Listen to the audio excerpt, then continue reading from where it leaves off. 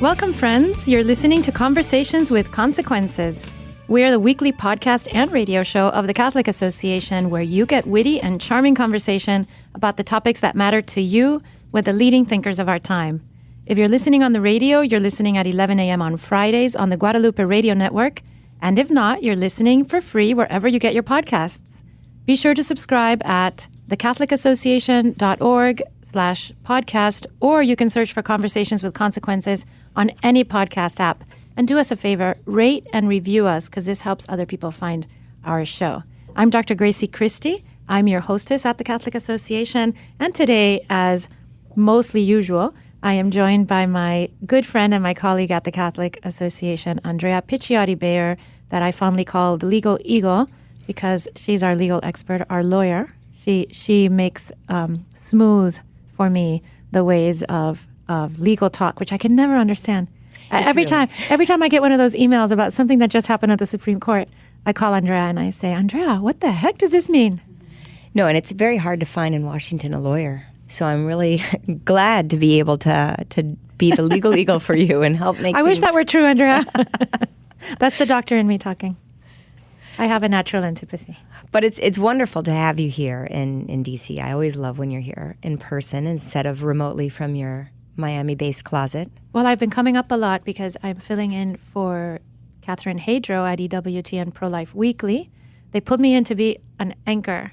I'm so excited. I think that it was I'm a very miserable anchor, I think, but, no, but I'm enjoying it. You smile beautifully.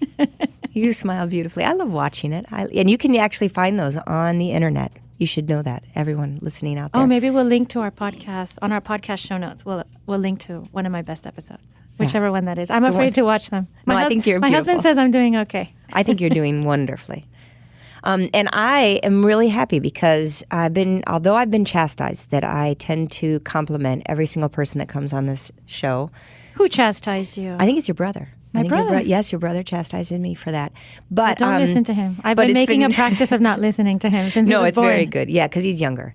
But we have a great guest on who I can't sing enough praises for, Gracie, because not only is she an incredible professional, and we're going to have a great conversation, but she is going to be married to one of the finest men in all of Washington, D.C. Yes, super excited. And she's a knockout, so it's a shame that we don't have video attached to the podcast. Because well, we'll definitely have pictures. Beautiful. Yes. Maybe not of her intended spouse. That might be too much. Just such beautiful people. Well, our new friend and our guest is Laura Bramon, and she's the Senior Program Manager for Child Protection and Education at World Vision. And in her capacity at World Vision, she oversees programs to address sex trafficking in India and Guatemala, child labor in Bangladesh, female genital mutilation and cutting in Kenya, child marriage in Mozambique, and early childhood education in Jordan's Syrian refugee community. That's a very varied and diverse number of things that she's looking into. She previously served as a human trafficking specialist at the U.S. Department of Health and Human Services Office on trafficking in persons. She's testified before Congress on child protection issues in Bangladesh. And just to inform our listeners, World Vision is a global Christian relief, development, and advocacy organization dedicated to working with children, families, and communities in over 100 countries. They do amazing work. And it's wonderful to have Laura with us here today. Hello, Laura. Hi. Thank you all so much for having me. So we wanted to have you come on and talk about human trafficking. And human trafficking, it's an interesting phrase, and to me, it's a phrase that can be a little confusing because you think trafficking obviously means you're moving things around. In this case, humans, and I think it's better to think about it in broader terms. But Laura, you can explain better than me. Sure. So I think one of the best, most basic ways to think about human trafficking is, as you had mentioned earlier, to convert it into the term modern slavery. It's a bit more palatable sometimes for a general audience. And then in keeping with most of the foundational and major legal documents around the world, thinking about trafficking as the use of force, fraud, or coercion to compel people into labor or sex. And that can happen anywhere. It certainly happens in the United States. People can be trafficked from other countries into the United States, trafficked domestically, internally, for labor and sex. And generally, and of course, there are other great patterns around the world, people going from Bangladesh into India, others moving northward from Southern America into Central America, but it can happen anywhere. So Americans anywhere in any city or any small town in the United States could be near a situation of modern day human slavery and be completely unaware of it. Right. So it's generally people who, for whatever reason, have kind of made their way into generally an economic class where it's difficult for them to attain the kinds of jobs that you would want for yourself or for your own children, or runaway and homeless youth. That's a big population that's targeted. Children in the foster care system, people working in the migrant agricultural field. So those are some of the general areas that you might find human trafficking victims just anywhere in the U.S. Laura, one of the things that I appreciate about many of the presentations that I've read and seen that you've given is you come at this very heavy topic of trafficking clearly from a Catholic perspective, even though you're working with people of all different faith traditions or none at all. But you start from a place of great truth, and you start at the beauty of the human person and the dignity of the human person. And I think it might help our conversation kind of launch in a helpful way, so that people don't think this is a terrible, sad topic. That we really start off with the notion of human dignity and beauty, even in these people who are being treated as objects. Yeah. Well, when we start looking at sex trafficking specifically, the thing that I think it really boils down to is the enmity between men and women. And when you look at our own theology and our Christian mythology, if you want to use that word, when you go back to the Garden of Eden, sin enters the world through the enmity between the man and the woman. And so that relationship either becomes the gateway for life or for death. And the human body itself, especially the female body in its vulnerability, in its receptivity, becomes the site of either honor or disgrace, exerted by the strength of the masculine. And one of the ways that I really love to go at talking about human trafficking and sex trafficking specifically is by looking at the Degas wax and plasticine statuettes that are in the basement concourse at the National Gallery of Art. They are very earthy. They were done by Degas almost in secret across a number of decades. Many of them were unearthed after his death. He did them almost in a kind of meditative state where he would take just what he had as an artist on hand. When they've done the X-rays of the sculptures, they've found pieces of cork and wine corks, in fact, and pieces of broken pencils and paintbrushes. He took what he had on hand, and then he cladded to these broken bits the beeswax and plasticine, what he had available, and created these very lovely, glistening female statuettes. They're all nude, but when I encounter them, it's almost as if I see their skin first, because you can see the imprint of his fingers as he shaped them. They're glistening because of the beeswax. So even though they're unclothed, they're kind of like just primal and beautiful, and it's not necessarily a kind of it's not a look erotic. At the sexual. Exactly, it's not erotic. It's human, and the reason I love these statuettes, and the reason that I have kind of attached myself to them, and my own meditative consideration of this act of violence, is that when I was in my early 20s and just kind of beginning to work in human trafficking, I spent some time in Bolivia working with a small Christian NGO that did street outreach among women in prostitution and in the slum above La Paz. And when I came back to D.C., I was really grappling with what did it mean to be a woman. I had just been in this place where women were denigrated, and in fact, El Alto, this slum that's a mile above La Paz, it's the place where at that point prostitutes had kind of women in prostitution, had come to end their exploitation. Women who had kind of gone the circuit of the warmer cities and towns ended up in El Alto as the last ditch effort, and so the majority of them were mothers. Many had been married, at least once. Some of them were grandmothers, and I think growing up in a household of daughters, of all girls, I had some, it sounds kind of backwards or upside down, but I had some sort of intuitive understanding that when you get a group of women together, you can either have a feminine dystopia that's based on kind of a competition and a kind of painful vying for whatever love is available, or you can have a great harmony of friendship. And many of these women in that feminine dystopia of the red light district truly desired friendship. And I was very young. I was in my early to mid-20s. I was very innocent. I had not encountered that kind of pain before. As I've spoken elsewhere, they received me in my innocence as, it turns annoying and strange and privileged in a certain way. But so when I got home, I was grappling with the fact that I had entered these women's lives. They had entered mine. What did it mean to be kind of part of like a corporate female body and to encounter the grave enmity that had resulted in systemic and heartbreaking violence, and a violence that not only broke down the women who received it, but then set up the children who were born of that violence for a very kind of grave second-class citizen status. To grow up in that red light. Yeah, exactly. And to grow up not knowing who their fathers were, if they were even, given the opportunity to live. So in any case, so I come home, and I'm 23, 24 years old, and I find these statues in the basement of the National Gallery, and I wander around them like for hours at a turn, weeping, just like observing them and thinking, these are female bodies that are presented in their essence, unclothed, but as you said, not for an erotic purpose, for a meditation on their beauty.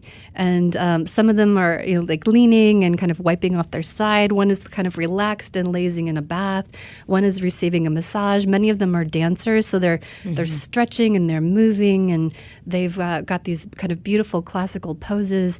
And those statues really redeemed my understanding of the female body, and gave me an entry point for eventually conceptually receiving the theology of the body, which at its base it invites you to think of the human person as a gift, and each intimate act of friendship or sexuality as an exchange of gifts and an entrustment of each person to the other.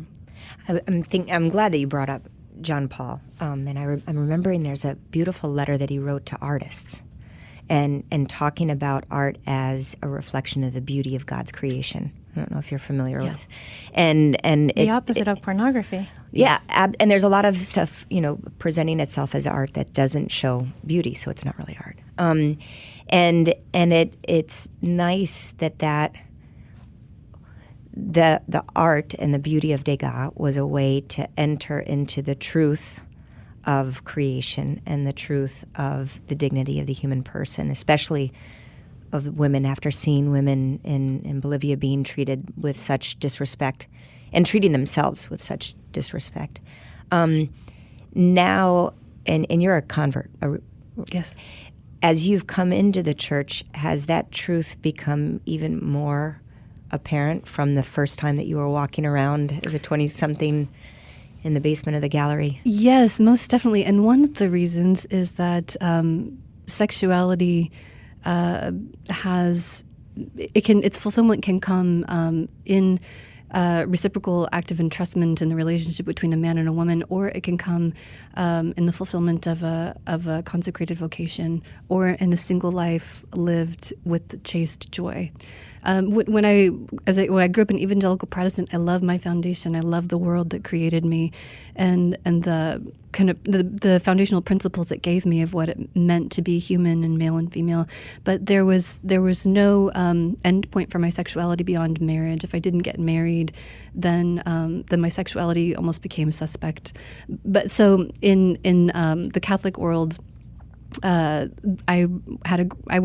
what's been beautiful is to see that, especially in the lives of people who are recovering and healing from the grave violence of sex trafficking, modern slavery, healing can be found in the intimacy of a life of chastity lived with deep friendship with other people, or it can be found in the sexual entrustment of a marriage relationship. Either way, so it doesn't have to be marriage as the end point of healing and the only kind of like source of healing, but it can also be the entrustment of friendship and then a life lived closely with the Lord. Were some of those women in Bolivia, would you have considered them modern slaves? Were they living in coerced situations? Most definitely, yes. Especially, for instance, women who had begun their exploitation as children or teenagers. So there had been no choice at the beginning.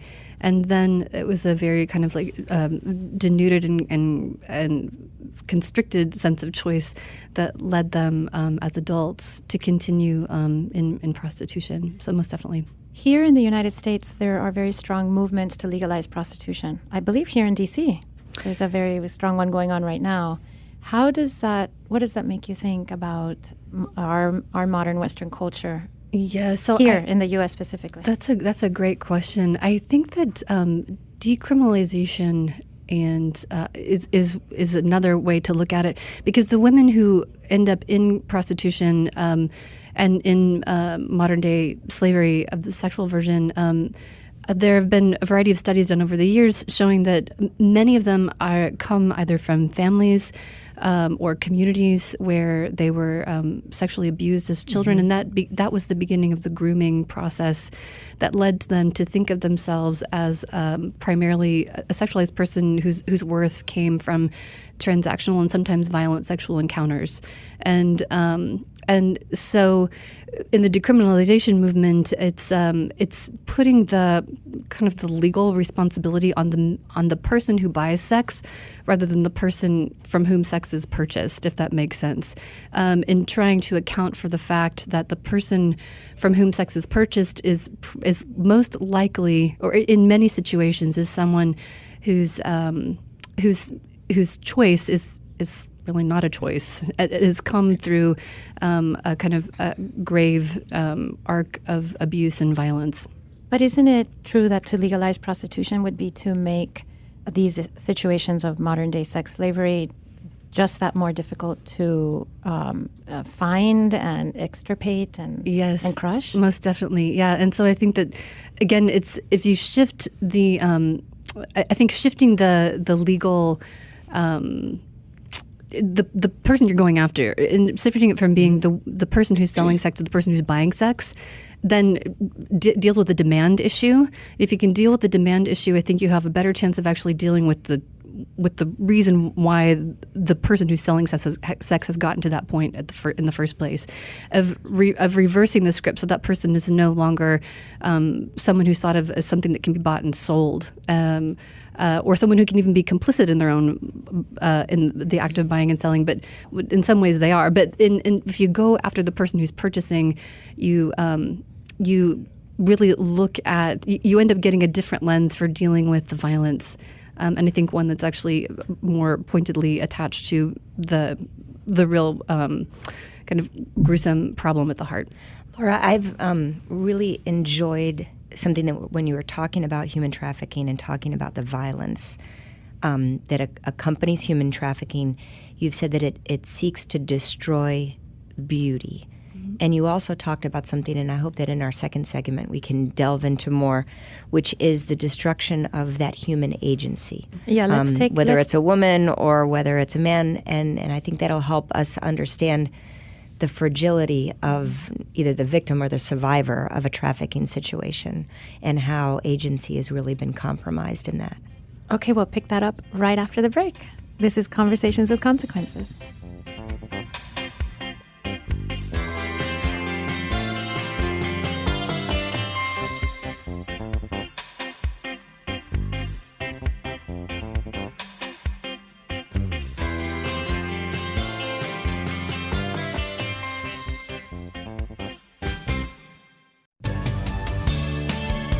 Welcome back, friends. I am your hostess, Dr. Grazie Christie, at Conversations with Consequences of the Catholic Association. I am here today in the DC studio with my good friend and colleague, Andrea Picciotti-Bayer, and we're talking to our new friend, Laura Bramon, who is the Senior Program Manager for Child Protection and Education at World Vision, a Christian global relief agency. And we've been having a really interesting conversation about modern slavery.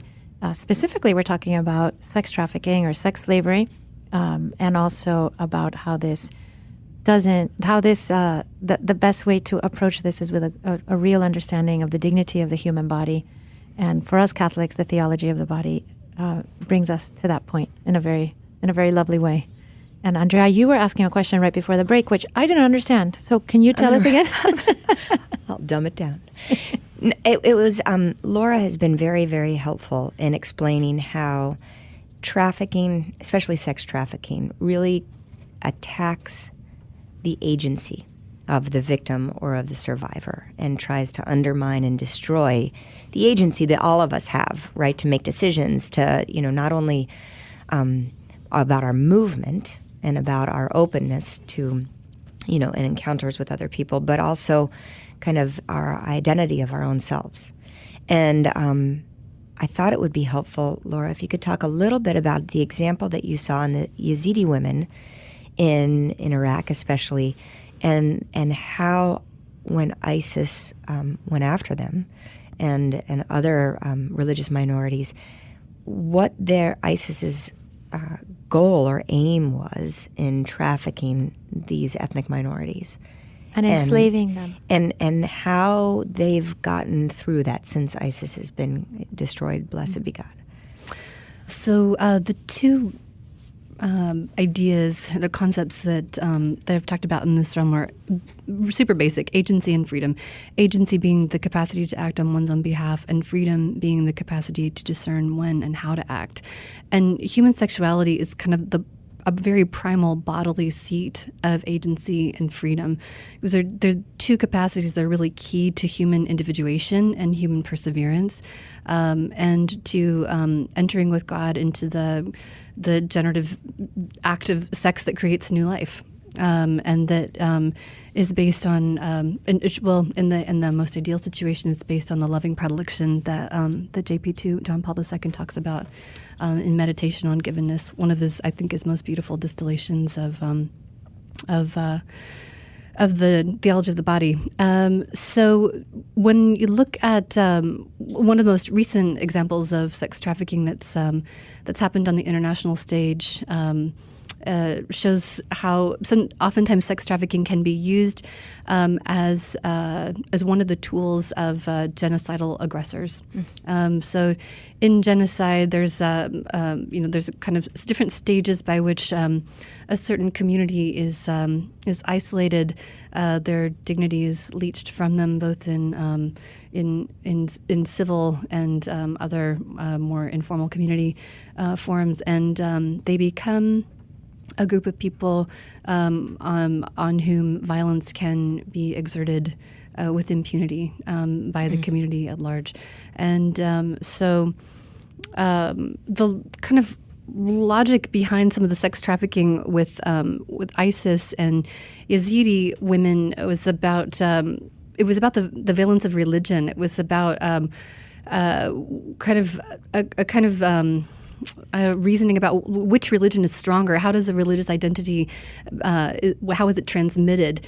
In this situation, what was happening was that the Yazidis are a historic, a religious minority, religious and ethnic minority with deep roots in Iraq regions, and they were a group that ISIS wanted to wipe out, and it was kind of this terrible perfect storm of theologies where ISIS believed that They called them pagan devil worshippers, right? Right. ISIS called the Yazidis pagan devil. Some of my best friends. Right.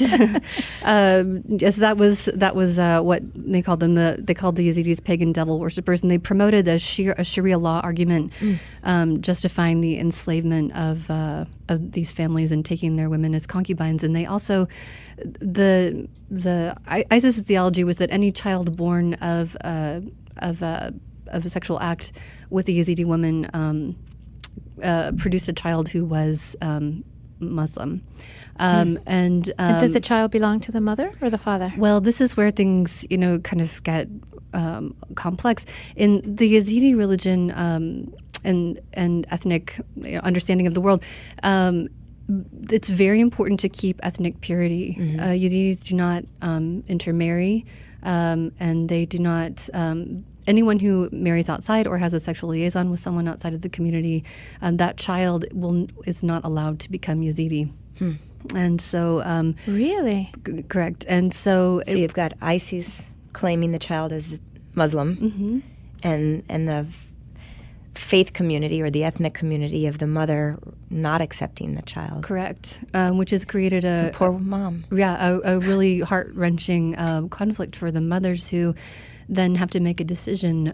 Will she remain with her child and renounce her connection to her community?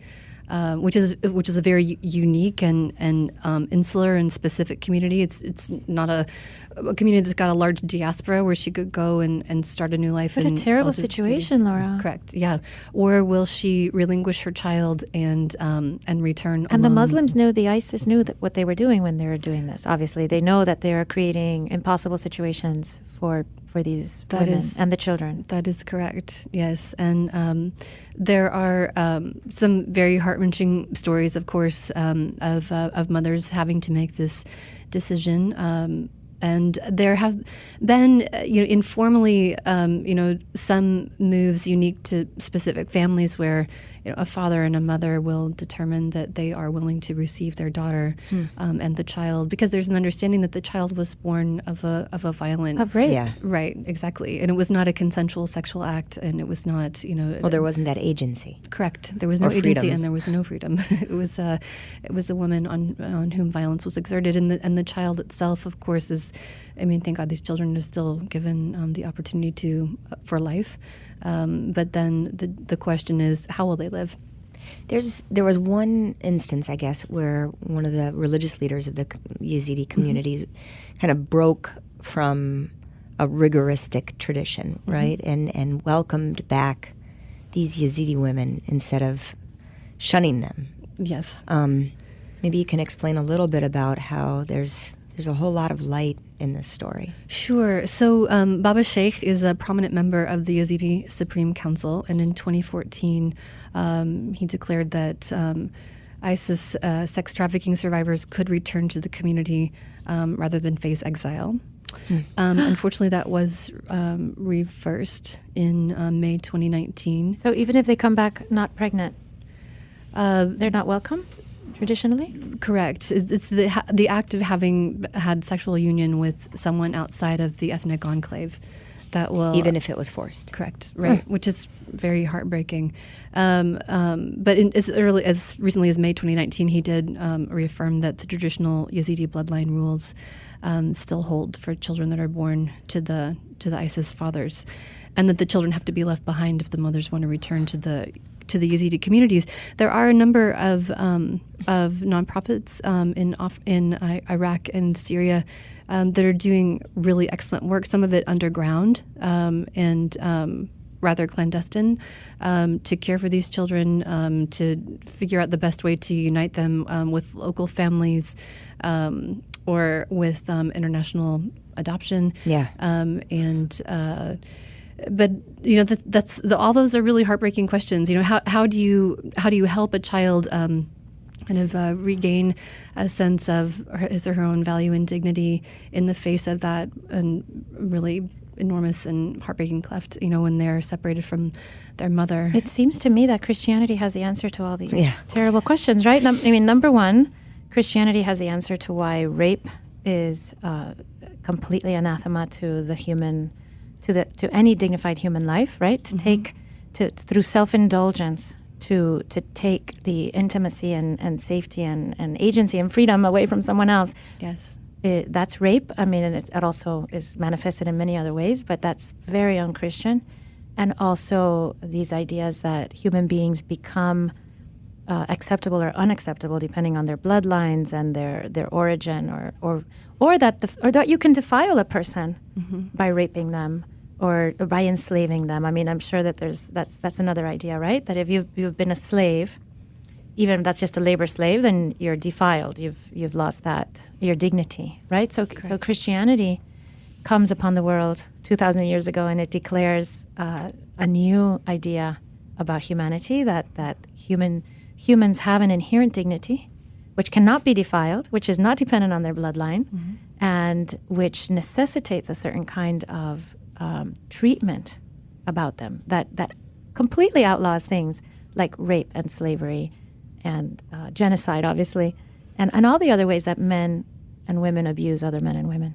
That's very true. And then also, we are a religion of adoption. When we look at the language of the New Testament, we are grafted on. We become heirs as the Son is the heir, and so. And we do this by virtue of our shared human dignity. The reason that a person, I'm an adoptive mom, Laura.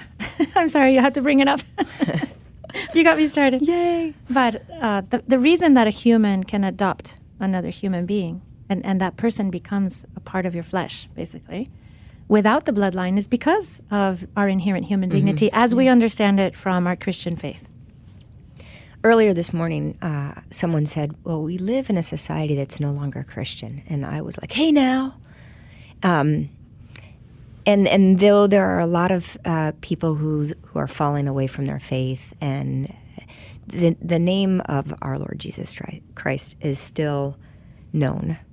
And obviously people need to speak it more and to need to study more. But the imprint of Christianity on our laws, especially in the West, is still notable. And in our minds, our characters, people can call themselves secular. I have a lot of secular friends who are practicing very Christian lives. But they still understand, for example, basic human rights and the basis of human dignity. And they're using Christian concepts to do it. Perhaps, Laura, you are working with an organization, World Vision, that's, I think you're headquartered here in D.C.? In Seattle, but with a large presence here in D.C. Okay, and you've seen a lot of the Western countries. Maybe you can speak in the case of the Yazidi women and in the case of kind of rebuilding after ISIS was pushed out. What has been the contribution of Western nonprofits, NGOs, and Western states like the United States in helping to kind of infuse these concepts, even if they're not being infused in the name of Christianity, but as far as kind of the influence of a Christian mindset in helping to address what's a human tragedy, and the best word to say it is a genocide, right? It's an attempt to destroy an entire people through violence and enslavement. Yes, well, there's been a coalition of predominantly Christian Western actors from both the U.S. and Europe who have invested heavily in terms of advocacy and also financial aid to the Christian Yazidi and Kakai communities in the Nineveh Plain and surrounding in Iraq, as part of the understanding that a free and just society requires the presence of a variegated religious landscape. You have to have people who are representing different faiths and doing so robustly if you want to develop a society that is able and willing to sustain a conversation that's actually about human rights and not simply about kind of the iron fist of a dominant religion or political sphere. So that's one key way. Not only in investing in infrastructure in terms of rebuilding houses, roads, water systems, electrical grid, but also in funding the safe houses and the restoration homes, the counseling, the economic development components for the Yazidi women and their children who are not able to go home or who are in that very long and tender conversation with their families about what's next. Mm-hmm. No, and the what's next is a conversation or a question, I'm sure, that faces all actors in human trafficking. What's next? Whether it's by virtue of genocide or whether it's human trafficking that we see in our neighborhoods, what's our next step? How do we kind of pull back to appreciate the dignity of the woman and of the young girl, especially one who's been through that kind of trauma. And the boy. Yeah, horrible, awful. Laura, what people who are listening to this and feel themselves very, very far away from all of these situations that we're talking about, whether it's Yazidis or prostitutes here in the United States, we don't even know people like this and never will meet them. What do you have to say to them about how they can approach this? Sure. I think one of the best ways to approach it is to think about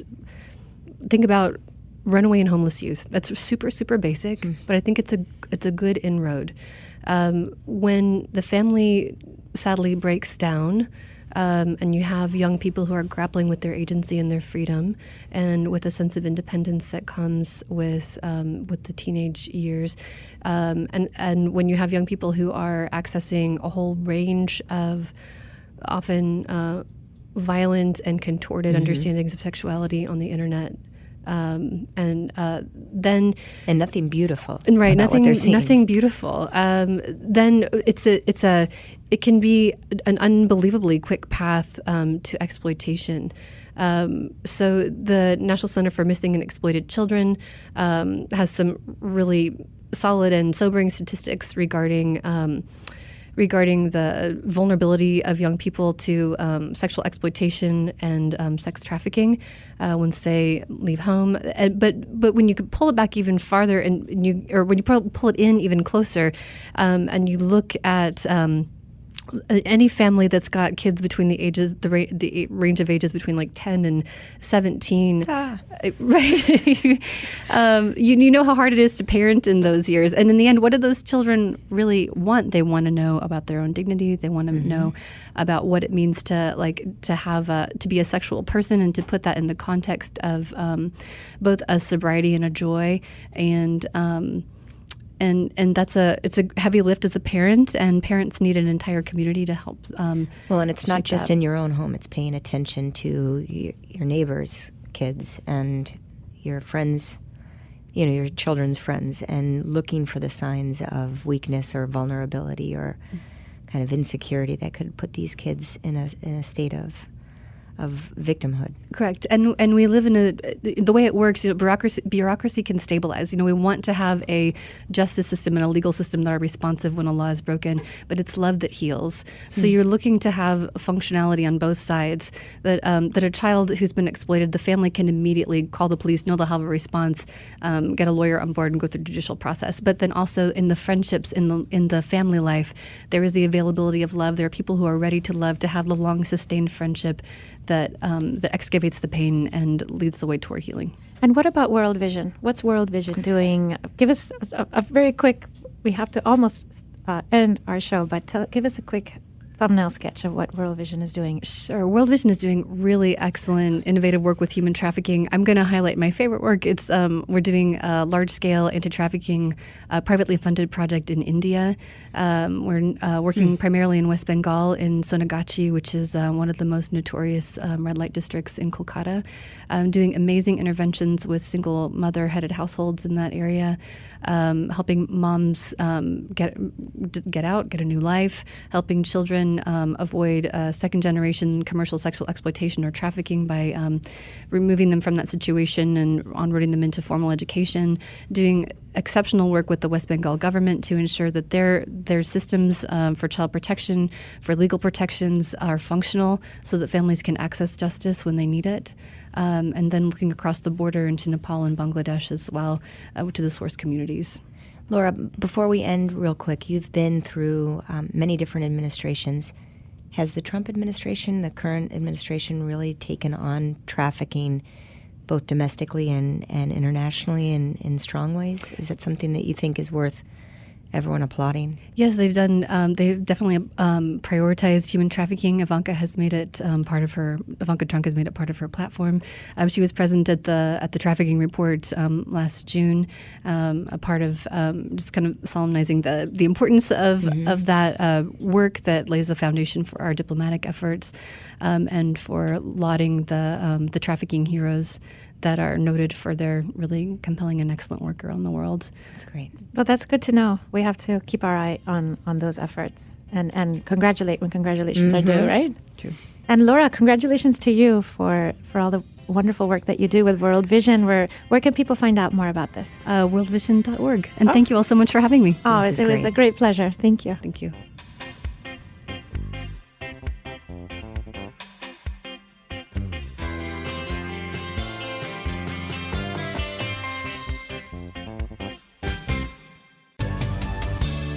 Every morning, the Catholic Association reviews all the latest news and sends our subscribers a carefully curated collection of the most important news of the day.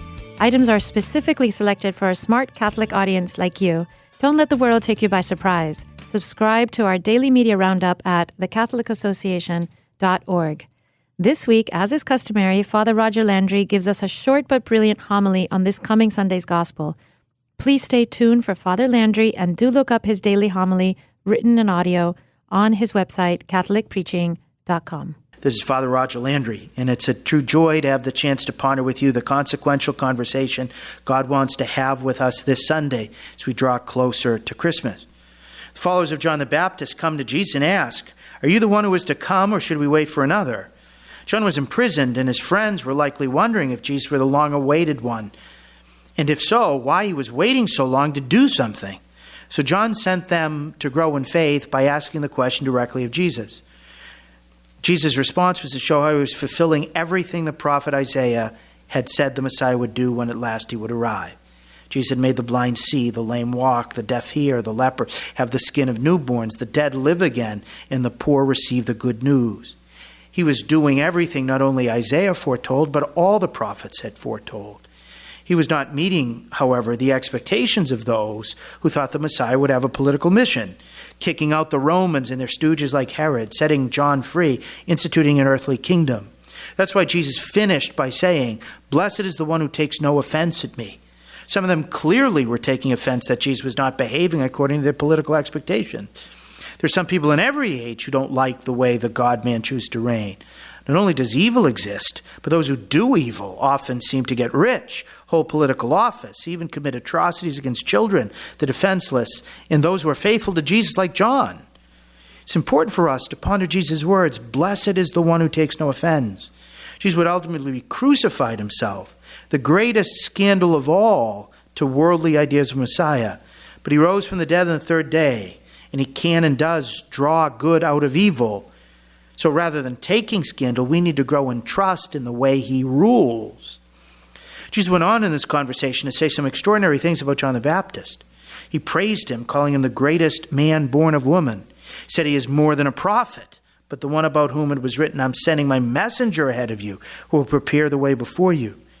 John not only foretold the Messiah's coming, but pointed him out when at last he came, and helped people prepare the way to follow him. That's why he's greater than the other prophets.